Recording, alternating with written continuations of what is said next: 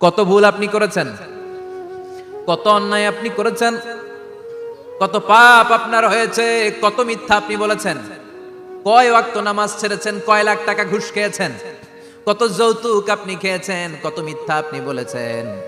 আপনার পাপ যত বড় হোক, যত বিশাল হোক, যত বেশি হোক, আল্লাহর দয়ার পরিসীমা তার চাইতেও বড়।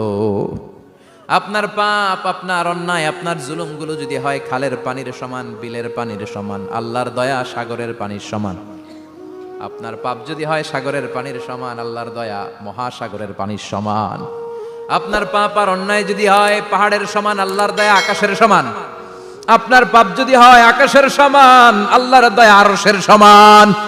এজন্য আল্লাহ বললেন, ইয়া আইয়ুহাল্লাযীনা আমানু তুবু ইলাল্লাহি তাওবাতান নাসুহা।